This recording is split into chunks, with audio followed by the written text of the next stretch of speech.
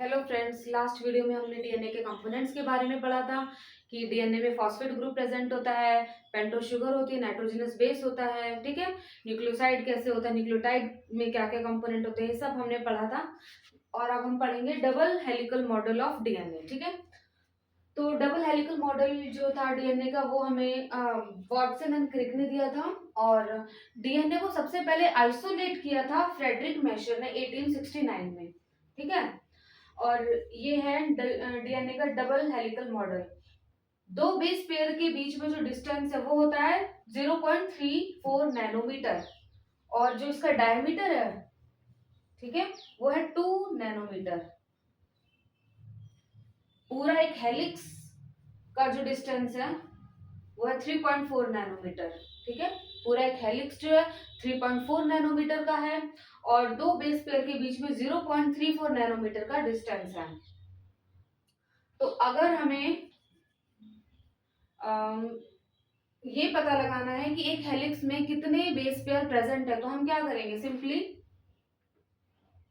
3.4 को 0.34 से डिवाइड कर देंगे, तो ये आ जाएगा 10 बेस पेयर। यानी कि अप्रोक्सीमेटली एक हेलिक्स में 10 बेस पेयर होते हैं, ठीक है।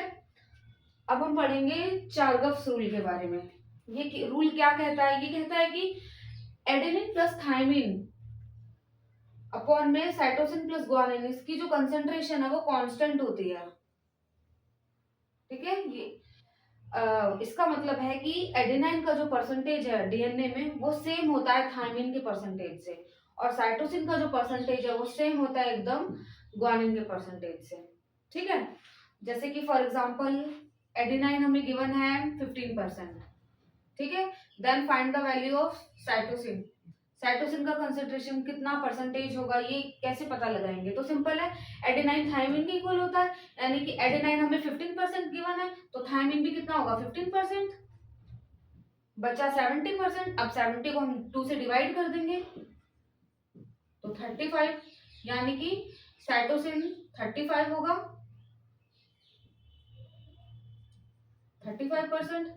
अब साइटोसिन का जो परसेंटेज है वो ग्वानिन के परसेंटेज के इक्वल है, तो इसका मतलब है कि ग्वानिन भी 35% होगा डीएनए में, ठीक है।